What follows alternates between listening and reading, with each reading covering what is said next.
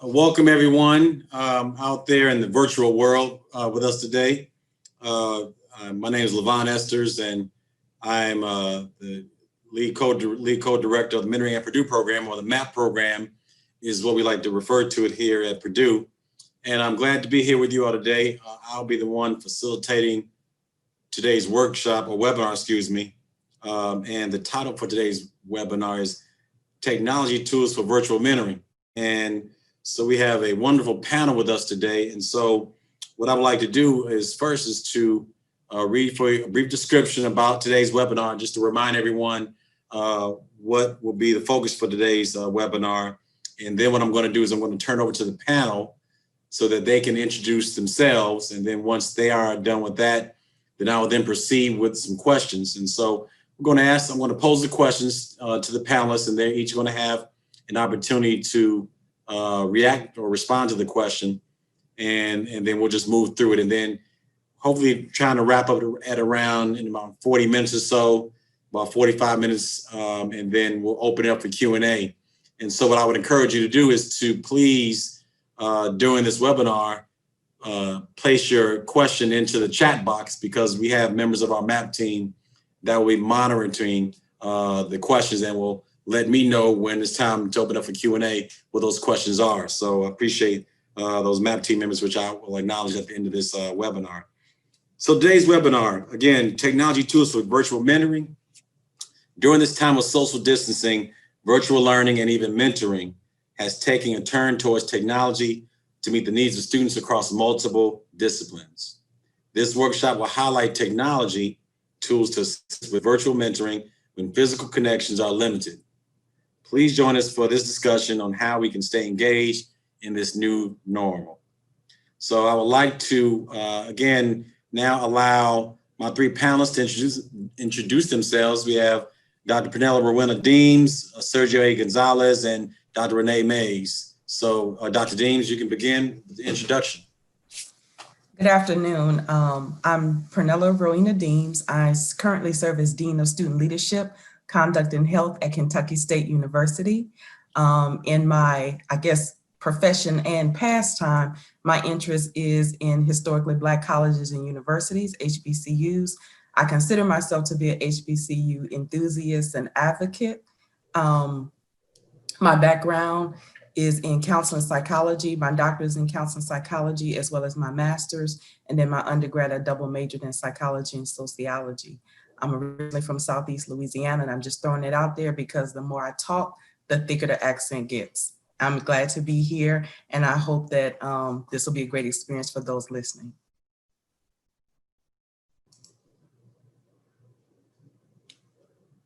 Sergio or Dr. Mays, either one of you can go next. Well, hi, everyone. It's a pleasure to be here. So I'm Renae Mays. My pronouns are she, her. I am currently an associate professor in counseling at the University of Arizona. Prior to that, I was hanging out at Ball State. So we're kind of neighbors. I'm still in Indiana, so still your neighbor. My focus in general is school counseling, and I am most interested in understanding intersectional identities for Black and Brown students around disability, giftedness, and gender. Thanks for having me.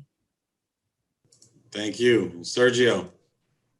Hi, everybody. Buenos dias. Good afternoon. I'm on the West Coast, so it's still morning over here. I'm Sergio or Sergio, either works for me. My pronouns are él, he, him. I'm a PhD student right now, currently at CGU, Claremont Graduate University in Southern California. I'm a Joto, I'm a feminist. I'm a proud son of an immigrant padre and a first-generation madre, and I'm coming into this space as a adjunct professor, as a grad student, and I have like 1,000 jobs, so I'm not going to list them all for y'all today. Thank you, everyone. So having gotten through these introductions, I'm going to begin, panelists, with the first question of the day. So the first question I want to pose to you all is, what specific challenges do you see students dealing with as they have moved to an online learning or teleworking? I think one of the first major challenges is self-governance. having the responsibility of logging on and following your work, your timelines, and also being comfortable with when I saw a big shift from traditional face-to-face to online, a lot of students who originally did not have a preference for online were almost forced into that virtual world. So just their own comfort with having to do everything on a computer and with the computer, with some other type of device, trying to learn these, different apps and Zoom and other systems, and even having to learn multiple systems, because some professors are more comfortable with Zoom, whereas another one is interested in WebEx, where another one is interested in Teams. So the student having to learn all these different mediums and being able to do their work was also almost like taking another class. So the comfort, the self-governance, and then just dealing with the fear of the unknown. It seems like we're in an interesting space. While there are some online programs that exist that folks may have opted into, I think there are many more that are brick and mortar and that are now some kind of hybrid, and it might be synchronous or asynchronous. And I know that figuring out all of that stuff is really difficult. On top of each professor is doing their own different thing, and there probably aren't conversations happening among professors to say, why don't we consistently do this? So I know a challenge in my program is, so some of us have live online and some of us are completely asynchronous and due dates and all that stuff on top of, I just actually want to know my students. And I think my students want to know me, and figuring out how to do that mediated through technology becomes challenging when we don't have the hallway to bump into each other. Yeah, and just to add on to what Drs. Deams and May said, a lot of students, I feel, have really, they really just, like, in my classes at least, they describe a lot of the anxiety and stress they're facing with this online platform. Zoom fatigue is real. People are in class for 3 to 4 hours at a time, and how do you expect folks, and even myself, I'm a grad student too, I can't sit in a 3-hour Zoom and expect to be like fully present, right? Because it's not physical, it's through the computer. And the intensity of assignments, the emotional labor. A lot of students are like, they're getting me more assignments because of this, I feel, this notion of privilege that you're at home. So because you're not going anywhere, why is it that you can't produce more work? And why is it that producing and the power of production is at the front and center, as opposed to student lives and how they're doing? Maybe a little piece, if I can. Yeah, go ahead. Sorry. So I think another reality, right? We're all sitting in and we might be remote or working from home, but that doesn't, as you've said, it doesn't mean that I'm just waiting for class to happen. Like, I think many of you probably have other duties outside of being a student that you now have to tend to and juggle on top of being a student in a different way than perhaps you did before. Like, I know I'm not sitting around waiting for, it's unfortunately 7 o'clock for me to start class. Like, I have other stuff to do. I have other roles in my life, and caretaking and all of that stuff. So it's an unpredictable world outside of this moment that we're in. And I think we're all doing our best to adjust to it while it feels like perhaps everything's on fire. I really appreciate that. And before I go to the next question, Dr. Deans, I want to come back and I was looking again at your description. You're the Dean of Student Leadership, Conduct, and Health. So you addressed the online learning, but I guess what, if anything, could you say about this notion of students and having to telework? How have you seen them adjust, and what challenges do they have with just teleworking, period? So I think, why are we even here? Why are we even in the virtual world is because of COVID-19. That's what pretty much shifted us here. And then people are talking about, the new norm or the next norm or what's going to happen after this. And so I think one of the things with teleworking is I work in Kentucky. I'm currently in Tennessee at home. I'm working from home this particular week, but I'm a 24/7 call person as a dean of students. So I still get calls at 2 o'clock in the morning or text messages at 3 o'clock in the morning.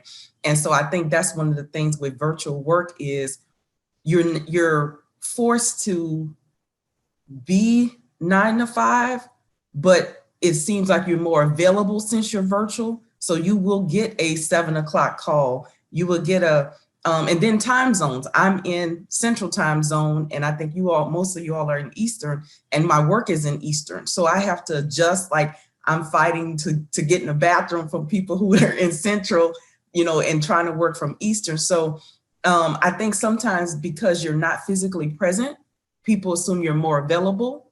And just like what Dr. Mays was saying, you get pulled into some other things that it seems like, you're virtual, but you're also like for myself, I'm a mom. I'm also trying to cook. I'm watching a pot while I'm working, so you have all these other different dynamics that go along with it. And then students, they have their own dynamics. Some who are virtual or at home, they're doing the same thing. They're competing for internet with a sibling or a parent, or they're competing for a computer. They're competing for a quiet space. And I know that's one of the questions down the road.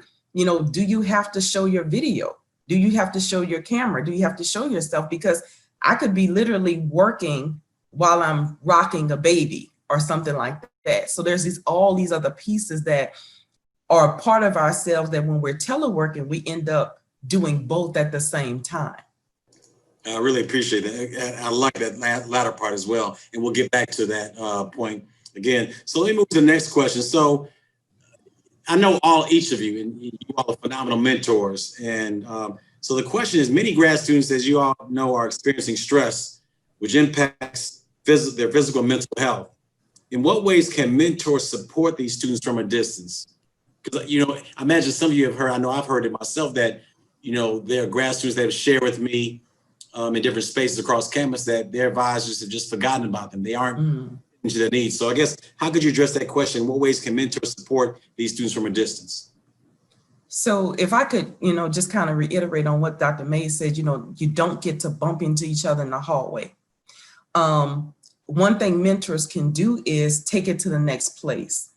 Instead of, saying, how are you doing? Send maybe a comforting quote. Instead of asking somebody, you may not be able to go eat lunch today, but maybe send them a healthy balance kind of menu or something, send them the answer to the question that you may not be able to answer for them. There's so much material out there that you could be proactive in saying, we might not be able to sit down and share, but I want you to read this. I want you to look at this, and you can still extend that mentorship relationship, even if you're not able to get that one-on-one. So being able to say, not did you eat, how's your diet? Just asking those questions. Not, have you exercised, but how was your workout? Or, hey, there's this app to monitor. Why don't you monitor your steps while you're at home and you're moving back and forth? Just those kind of simple, encouraging things that you're basically answering the question or giving them the solution instead of asking the question. And then just one other thing is, I believe there's no distance in mentorship. One of my mentees is actually on the call today. She's a graduate student in Alabama, and she's actually, teleworking or telestudying, whatever. And she lives in Atlanta, but with me being in Tennessee and Kentucky, we are still connected. We talk probably 2 or 3 times a week, either as text or on the phone, and we kept that relationship. And it was from a previous school that I used to work at. So even if we weren't teleworking, we would still have this mentorship relationship. So remember, there's really no distance in it.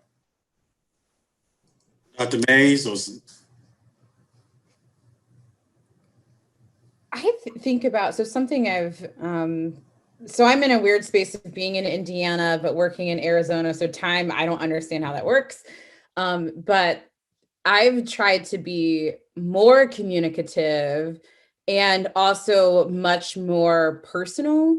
So students are talking about, oh, I didn't get this assignment done because I got a new computer. okay, I mean, send the assignment in, but like, tell me, you got a new computer? Like, did you get a MacBook? Like, how are you figuring it out? Like, I love getting new technology and sitting and playing with it. Like, I think that we have to be really intentional about bringing the wall down and being human, because that's what the hallway bump in is, of like, oh, I was just hanging out, or you see me with coffee. And now I have to tell you that I'm doing human things. And also, let's interact on Twitter. Like, let's find different ways that we can bump into each other that isn't about class or isn't about maybe this end goal or this learning, but connecting as human beings who are trying to figure out the same stuff, but maybe on different sides of the desk.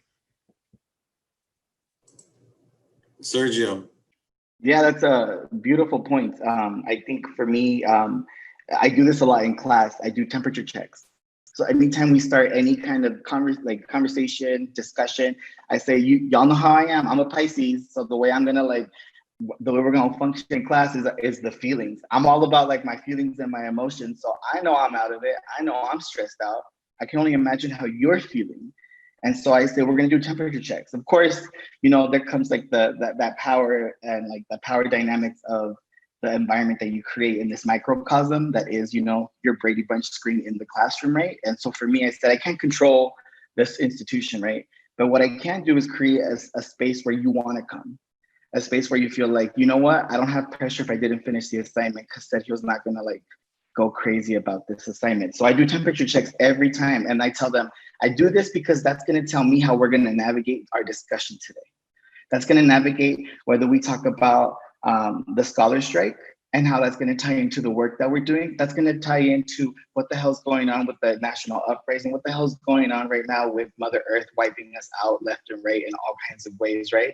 It's like all these things are happening, so I'm not going to avoid it because at this point, the personal is the political.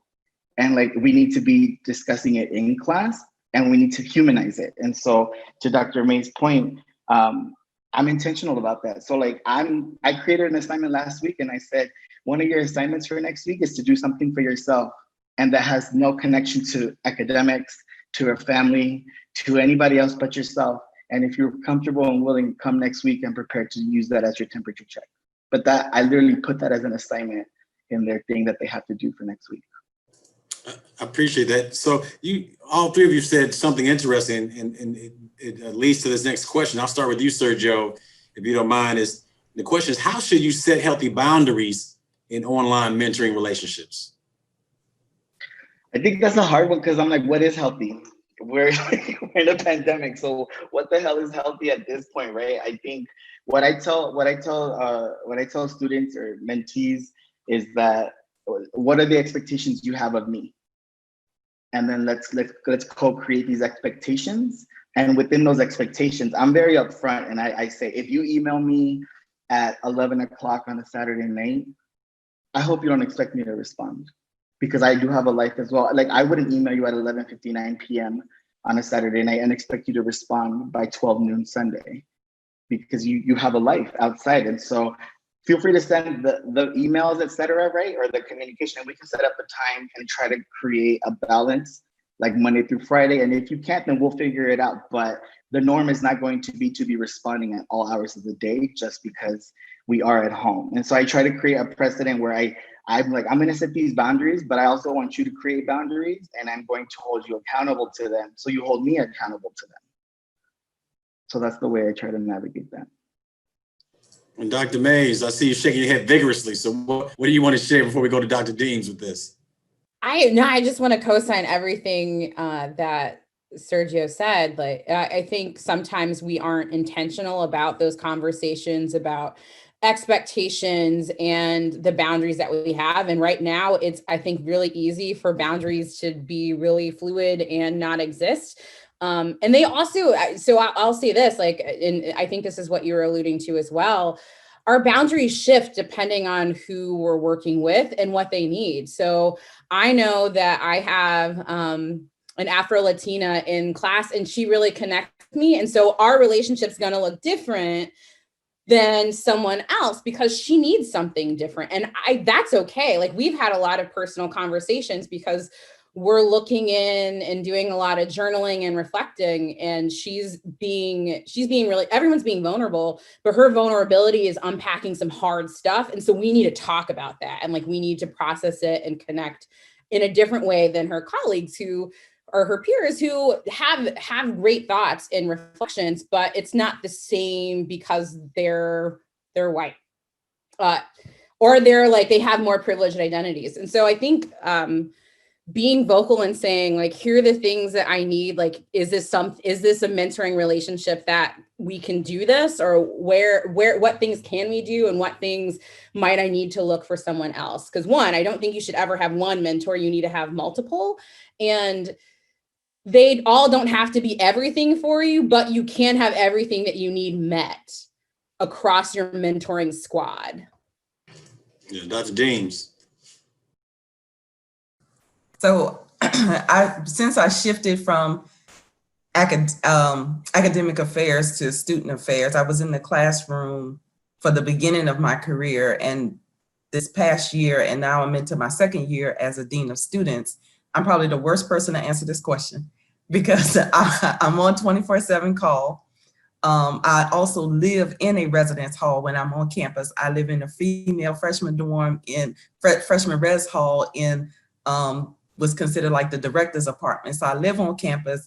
Students, have 24/7 access to me, and they know that. So my door will get knocked on and say, hey, I got locked out of my room, and also get those 11, 59 emails on a Saturday or 2 a.m. text messages. But just to kind of, pull it back in, it goes back to communication. Being able to say, I can't be reached from 5 to 7, or maybe this window of time is for mentees, or, just like Sergio said, I may not be accessible this weekend. Just putting those disclaimers out there as far as what your window is. One thing I also do with, mentees and just, students in general, whether they sought me out for a mentorship relationship or not, is, it's always still good to make an appointment.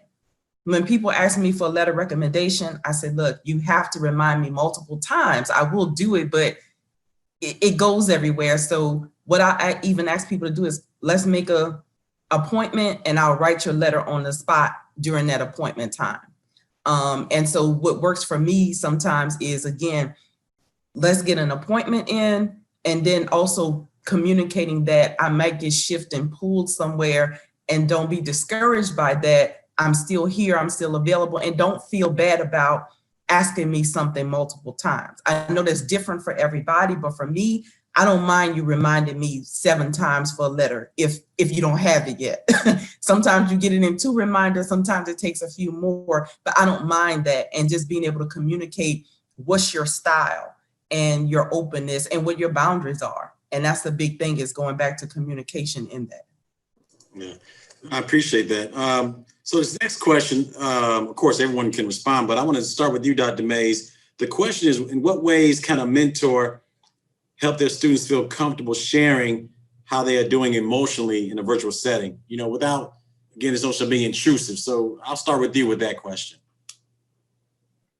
Listen, I'm a counselor, so that stuff doesn't bother me. I think intentionally asking about, and also being willing to share that yourself. So a thing that I do with students is say, like, yeah, this week was really hard. I struggled balancing this, or like this became overwhelming, or I'm just not doing well. And I did that a lot, I think, with my students in the spring semester, and I'm doing that now. But there was a moment in time where I had to be real with them and say, listen, COVID is happening and it impacts people more who look like me, and I'm worried about my family.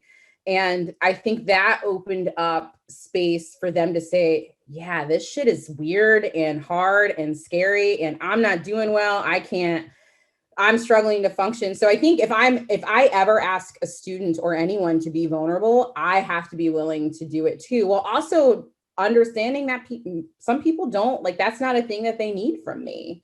And that's totally okay too. I'm still going to create the space that it can be if need be, but it's not it's more of an opt-in, like if you want, rather than a requirement. Sergio, how would you respond to that question? I mean, I agree. I think what I try to do or what I've been implementing are like office hours.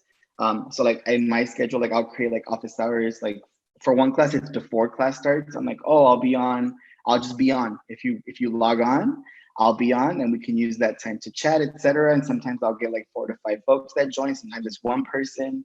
Or I say, let me know if you need to find a time throughout the week and we can like schedule a time to like check in. I've also seen folks get really creative, right? So shout out to Dr. Bracho, who does cafecito hour with Dr. Bracho, and created a whole like Bitmoji and like sent it out. And I was like, that's dope, because it's humanizing the whole aspect of it, right? So it's like, bring your coffee, come on over, and let's have like coffee talk. And let's have, I call it chisme, ethical chisme, right? Like, let's have like this ethical chisme, like let's break things down. Let's just chat and see how you're doing. So things like that. And I also do things where I stay like after, I say, okay, I'm just gonna stay here for 10, 15 minutes after class if folks have questions or if folks just wanna like engage in some dialogue, blah, blah, because I'm really big on time is precious, so I will not keep folks past time. And I say that I will not keep you past time because that's not fair to you or to me. So I say, I'll stay back after class. If you want to talk, we can set up a time and we can, I think I'm gonna steal the cafecito thing, to be honest, and say, bring your cafecito over and let's have a chat. So things like that. Dr. Deams, what about you? I think I was picking up right where Sergio was with, he said humanizing, but I would say normalizing the process. Being okay, like sometimes letting, a kid run up behind you, showing that you're still, being a person, still having a family, still dealing with all your different dynamics, even if you got to eat or grab water while you're here in this virtual space, still showing that you are who you are, not trying to be perfect and polished every time and every moment. When I had a meeting with one of my supervisors, he was like, where's your screen? You always have your screen. I said, look, I didn't put makeup on today. So look, I'm not showing you, the screen, but just, being able to, talk through and have those human, regular, normal moments and not always trying to be so polished in it. And that does take a piece of vulnerability from our part as mentors as well. The other part was, I have a mentor, and just like what Dr. May said, having multiple mentors, but I have a mentor, especially since I shifted into student affairs, who, is really good in student affairs and real established, who, when she starts a session with me, she says, how are you? And she checks in with me first for like the first 5 minutes. And then we talk about everything that I'm dealing with at work, or projects or new dynamics or things that are new to me. And then once she gives me feedback, or, we go through that mentor-mentee process, then at the end of it, she says, now, how are you now? Do you feel like you have the tools you need? And so it's almost a check-in with me at the beginning.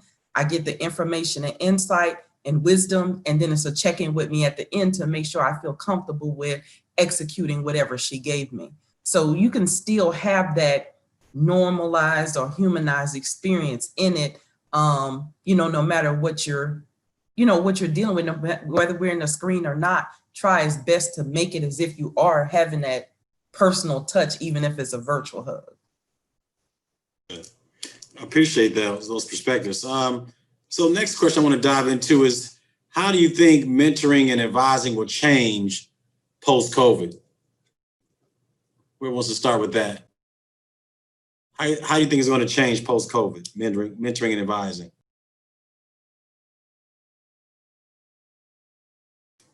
So I think it's, like we're saying, we're looking for this new normal. I think we'll deal with several different new normals, because we'll deal with the fact that this may extend more than what we thought it would. This may shift into a hybrid situation. This at any point could go backwards, how we face in these different phases, where we go to 3 and 2 and 4. We may shift back and forth several times. We have to be prepared for, if we're in an institution that welcomed all students back, that at any point we could go back to all virtual, totally virtual. So I think we have to be prepared for 3 different processes, on-site, hybrid, and virtual. And we have to just stay, aware and abreast to that. This thing will keep shifting and changing for a little while.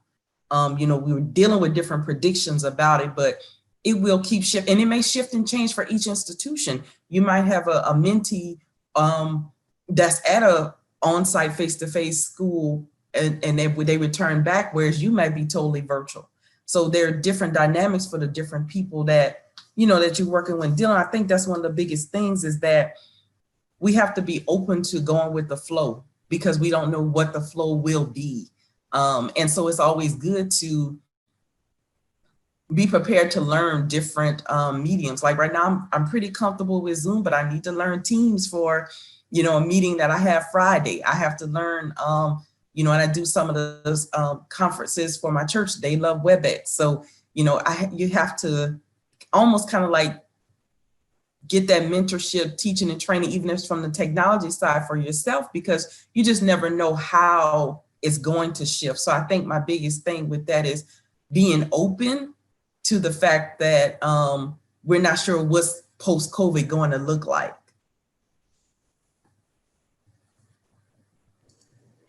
Sergio, Dr. Mays, how would you respond to that question? I am maybe some different thoughts. So first, I hope there's not a going back to, but a re-envisioning of what it could be. Because even in the middle of COVID, we've had really important things happen this summer that apparently everybody joined an anti-racist book club, and I want to see the results. I want to see what happens now that we know. So hopefully it's not a return to, but let's make something different. I do think that hopefully this moment inspires a more holistic understanding of the students that we serve and the ways that we can connect and the creativity that can come with that, and that we can be more holistic in seeing each other and working with one another. As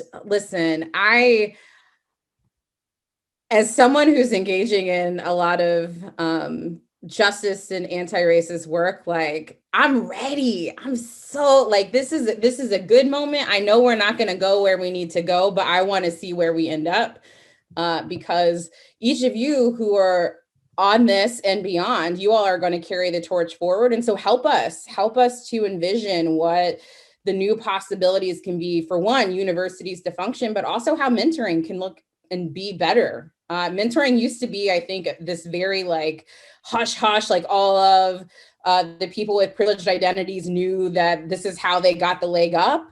And it's not. We deserve to be here. You all have a seat at this table, but we don't need to have a table. What should it be that we're all coming together and working at? I'm so excited, y'all. I hear the excitement in your voice. That's good. Sergio, I see you shaking your head as well. How would you respond? What do you want to add? I mean, it's hard to go after that, but I literally put, for this one, not sure. I said, but humanity has been calling, and it's been asking us to regroup and recenter ourselves, right? And so I think for me, it's my hope that will really decenter the institution, because I think COVID-19 has really shed the business aspect that is higher education.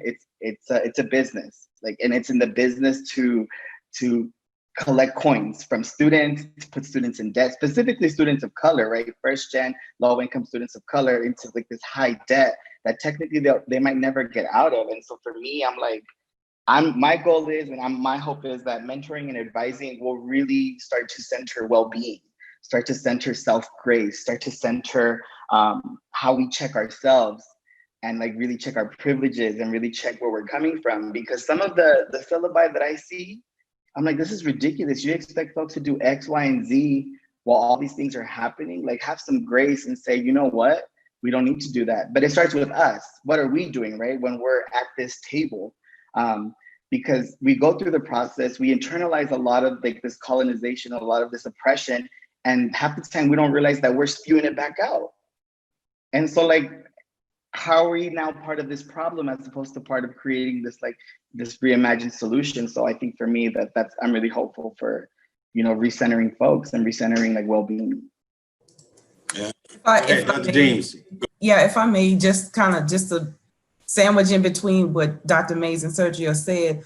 I think a lot of people, sometimes we get in a position where we're talking about COVID, but we also had this big racial unrest going on at the same time, which was also impacting, minority groups significantly on both ends of it. And I think this may bleed a little bit into the next question or one of the other comments you had, but COVID was showing some of the disparities that we were dealing with in education, higher ed, access. I've seen so many students challenged with, I'm home and I don't have internet access, how can I get help? And professors saying, well, why can't you do your work on the phone? A phone is not, I don't even like looking at screens, and I have a huge one. I have 2 monitors, and, everybody does not learn the same. And so I think the racial unrest we were dealing with and COVID started showing so many of these disparities. And so I think this was a good time for actually the educators to get some additional mentoring and training in how to work with students who have different, because we can look the same in a class. And one of the things I said was, even though you're trying to teach the class the same way and give the same content, the student is not sitting in the same seat. So I think this was a good place for the educators to get mentored and trained on how to reach students a different way. And that's where you dealt with so much resistance and struggle is, your professors, we had to learn, these things as well. And I think that was where you had kicking and screaming on both sides. So, that was just another thought, just this came to mind was, we forgot about, or not that we forgot, but we also were dealing with this racial unrest at the same time as COVID hitting at the same time. And I'll just throw in there for myself as a professor or administrator, but I'm also a mom of Black sons. And that was a big thing that we were dealing with is I'm dealing with this as a parent. And I'm also dealing with this, with the racial stuff, but also COVID hit 3 generations of my family. My mother had it. Some of my children had it. I have 4 children. 3 of my 4 children had it, and my husband had it. So it hit 3 generations. COVID hit 3 generations, but at the same time, I'm thinking about my husband, who's an African-American male, who, I'm worried about him if he's out past 8, because we did have curfew where I live. And then I'm thinking about my sons who are watching the news and see, the bird watching incident in New York. So, and they're asking like, why did that happen? So we're dealing with all of these things at the same time. And we in higher ed have to be mindful of that, even as educators and administrators, that we need to make sure that we're prepared for the needs of our students and our mentees. So, all 3, I wish I had a white hanky that I could wave in the air like I'm at church, because what I'm hearing is just so I just really appreciate it. But Dr. Deams, all 3 of you said something, and I want to ask this question off script. So you're dealing with this, you had 2 issues here, right? The COVID issue and then the racial unrest issue. So my question for the 3 of you is, how do you work with students, especially, Black and brown students, who internalize what's happening in terms of the racial unrest differently than their majority peers? Because, for example, you had this Breonna Taylor verdict that's going to come, a decision that's going to come out within hours, days. So Black and brown students are going to react to that differently than majority students, by and large, right? So how do you deal with that and adjust your mentoring of students and advising, if you will, when it comes to the issue, all this stuff that's happening around us that's race related?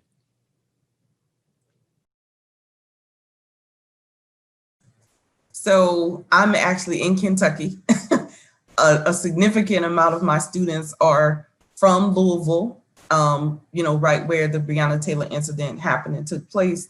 And so when they were, a big focus was on George Floyd, but a big focus for our students in house was Breonna Taylor. And so they're dealing with this struggle, even like, should I go protest? Why am I protesting? If I protest, am I going to be safe? And me as a parent, I have a daughter who's a sophomore in college, and she was ready to go out and protest, and I'm like, I'm the same way, but I'm like, let me back up because I need to make sure you get home. And so because there are other people in the crowd, it's not just the peaceful people, there are other instigators and all these other things. So as a parent, I'm struggling with not wanting to repress her. And at the same time, I'm excited about her voice. And that's the same way I am with my students. I'm excited about their voice and them wanting to speak out. But the parent in me, which, kind of blends into my mentor role, is like, I want to make sure you're safe. Like right now, I'm concerned about how my students are going to react. They're boarding up everything in Louisville. They're boarding up everything in Frankfurt, where Kentucky State is, which is the capital city. And so how are the students even reacting that the decision wasn't made, but they're boarding everything up because they're scared we are going to do something. And so they're dealing with that.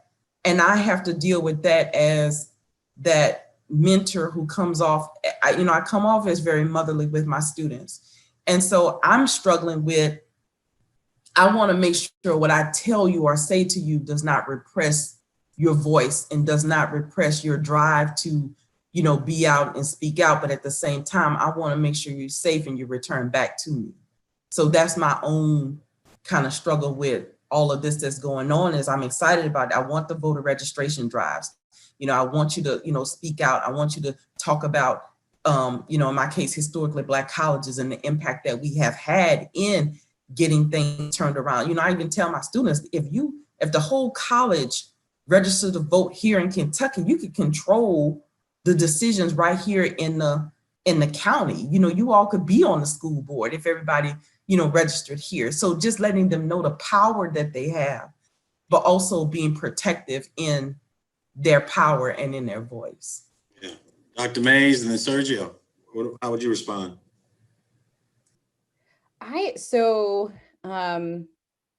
Maybe two things that I've been trying to do. So one, I've been reaching out directly to students. So I'm at both Ball State and University of Arizona are predominantly white institutions. So Arizona is an HSA. So I've been trying to reach out directly to students and say, hey, like, how are you doing? Seeing XYZ going on, like, how are you making sense of it? What is it that you need? And then another part that's been really important for me. So I teach counseling. I'm teaching counseling theory and teaching school counseling. And so we're talking about home place and what that means and being intentional about creating or working to create home place where students with minoritized identities can come and exist and be, while also looking at the outside world and interrogating it. And so I feel like it's for us, it's a both and so it's creating a nice place to talk about what is happening while also putting it in the context of certainly the historical context, but also how does that translate to schools? So we're all aiming to create an environment where all of our students, including ourselves, like feel like not only welcome, but affirmed. And so we're reading things that talk to that. We're reflecting on things that talk to that. Like we're, I think, trying to create a really comprehensive space with it. And I'm doing my best to decolonize some of the counseling theory. Because I think it's both and as we think about what we're doing. And I hope that each of you have space where you are reading and learning about something other than from dead white men, because that's not who history is all about. So it's not just addressing police brutality. That's a symptom of a larger system that has infiltrated everything. And until we call it out, like we can't dismantle it until we understand it. And I'm working with our students to understand it so that when they go into practice, we can work towards dismantling while we're also trying to dismantle the thing that we're doing right now or learning about right now. Yeah. Sergio. Again, like taking all my ideas, Dr. Mays, because I was definitely thinking, like, what the hell am I doing in this context, right? Like, what am I doing as the profe in this class? Who am I centering in what we're reading, right? So, like, for me, it's like, decolonize this damn syllabus. I'm sorry, I get it.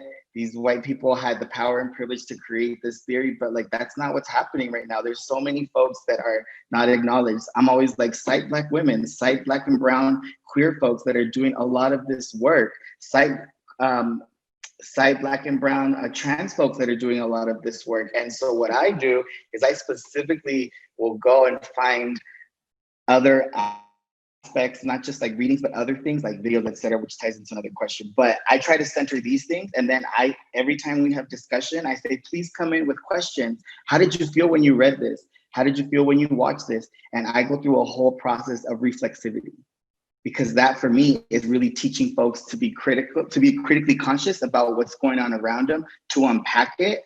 And I try to use like our class discussion as a way to like, let's unpack and let's decolonize what the hell we just read and the powers that be and how it works, so that when you're done with this is a tangible skill set that you can take everywhere. And I always tell them a piece of advice that I got that I think is beautiful, that I wish I had when I was younger, was read against the material, right? And so you're an expert, you have experiential knowledge and expertise, and you've gone through life experiences. Use that when you're reading something, critique it, and come to class and tell me what you think is wrong with this and why. So that's what I try to do. Yeah, I appreciate that. I do want to throw in this technology question. So what technologies such as apps, platforms, or tools have each of you found to be beneficial in navigating mentor relationships? Anything that maybe folks on this webinar may have not be aware of? So I probably, well, first I wanted to just kind of speak to what Sergio and Dr. May said about, that decolonizing. I'm not in the classroom predominantly right now, but just making sure that students bring their own experience into it and are reflective on their own experiences as well. So with the technology part, like I mentioned before, there's Zoom, there's WebEx, there's Teams. I think one thing you can do is, and even when you're talking to a friend or a mentee or a student, somebody you engage with, something as simple as just, instead of a call or text, do a FaceTime if you can, or if you have that capability, or doing that one-on-one Zoom, where you can see each other and try to engage. I think that there are multiple different means, but one of the things is to take advantage of this time. So I have a student group that I work with. It's a group of student leaders called Lead 1886, which is our institution's founding name. But so many people want a mentor and want to be mentored, but they may not have the chance or the opportunity to get these one-on-one sessions in. So one thing that my student group is doing is they're launching an initiative called Mentor Me, the me being my experience. And so what they're going to do is they're going to have a series of different discussions and topics and invite students who want to be mentored by them, and where they could catch a bigger group of people where they may not necessarily be able to have that one-on-one time with them. And so they'll be able to still tune into what they need. So I think that the thing with technology is, and distance, is use it to your advantage. You may be able to touch more people, even though you're not physically touching them. So you may still have the opportunity to touch more people. And again, I think, one of the things with that is learn all these different, systems, like the big ones I said, most people use a Zoom, WebEx, Teams. And then, I just to throw in something funny, when I was younger, I might be dating myself, I watched the Jetsons, I like Back to the Future, and we are actually behind, because the Jetsons was in 2062. And then even with Back to the Future, they got to 2015. And even with the technology they had, you know, if you look at the Jetsons, the robot, she hugged, you know, she showed emotion. So even if we have this screen and all this technology, there's still ways to show emotion and show care. So get beyond the fear of the screen and still be able to show that emotion to those who you're imparting to. Good point. Dr. Mays or Sergio? Thanks. So I think you've kind of hit a lot of what I would have said, Dr. Deams. I think other informal ways. So I am very active on Twitter and engage with folks in that way. And that's really informal and more like talking about ideas and saying silly things. I'm not there yet, but I have downloaded TikTok. I don't know if I'm going to do a dancing video or anything like that, but it's an informal, silly, I think, way to become more human and I think get connected. I would say like one, so be wary of if you're going to have a presence on Twitter or any other thing and connect with your mentor or advisor, be aware that we potentially can see all the things that you post. And so if you don't want me to know, don't add me or don't follow me or don't let me follow you. Sergio, anything you want to add?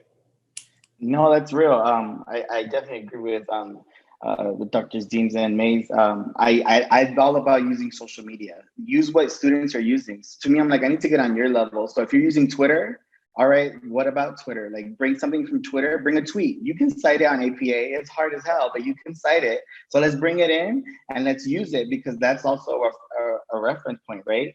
And everyone's on social media in some way, some form, etc. So like, what are you seeing on IG? What is the pedagogy of TikTok? Like TikTok itself, I feel be teaching us so much in a minute or less about what's really going on in the world, and it really just breaks things down. So I always ask students what works for them. Instead of always having readings, I use podcast episodes.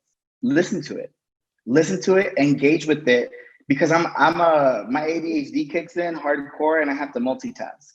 So if I can put something on and listen to it while I'm like cleaning or whatever it is that I'm doing, like I'm still paying attention, but I feel more productive and then I'm getting more things done at one time. So podcasts, YouTube videos, cut out readings, add YouTube videos, and then let's have a reflexivity process about what you watched, what you saw, how it resonated with you, what it made you think, etc. And then I think for me, sometimes get the hell off technology. There's so much that we're using it so much, we rely on it so much because of everything that's going on, which is out of our control. But sometimes a simple phone call makes it so much better than being like, I have to get ready to be on a Zoom, etc. And it's like that takes that pressure off too, right? So I think that's how I try to formulate that. Yeah, I appreciate that. We're coming down to about 5 minutes left, but I want to respond, or I want to ask the question that was posted in the chat from Angela Rainwater, and let me read it to you all. She says, my students are struggling with the feeling of isolation. They normally can network with classmates in the hallway, classroom, etc. However, they don't even know who are in their online sections. How can we help them? So whoever wants to start with responding to that. So I think one little cheat that you have in Zoom is the breakout room. So when you have the class, and if you have the access to I think you need the full, Zoom account to get it, but the breakout rooms, my supervisor, he even does it for our staff meetings. He'll break us out for the first 5 minutes where we just check in with each other as colleagues. But the breakout rooms give an opportunity for, if you have a class of 30 or 40, you can break them out into these rooms and they can talk and have conversations and try to get to know people, be it engage in like groups or lab kind of situations. So I mean, that's just one, is using the breakout rooms in Zoom is a really good resource to jump in and get to know people really quick. Dr. Mays or Sergio, anything you want to add? I just, in general, perhaps always try to plan for, in terms of classes, always try to plan for some kind of group or collaborative project, just because in my field in school counseling, you have to know how to work with people. And I think I don't want that to be lost as a part of remote or online learning. So we're still doing things in pairs or in small groups. So they have a chance, like they can plan it on their own and plan it with their own schedule. But I think it creates a chance for them to work together, bounce around ideas, see if they're both on the right track. And then I plan to switch it up. So the pairs don't stay the same all semester. They're going to work with a few other people as a part of their time. And Sergio.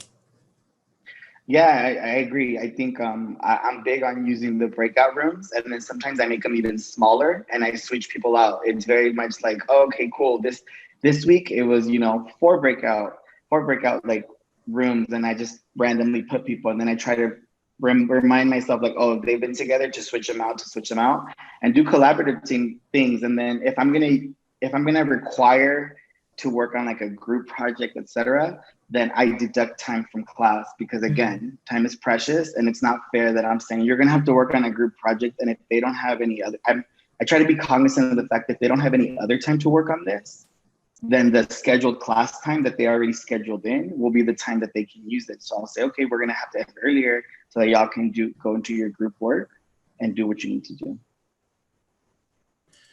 Again, I appreciate everyone's perspective. So a couple of things before we close out. One, I want to make it, I want to just thank you 1,000 times over, Dr. Deams, Dr. Mays, and Sergio, for serving on today's panel.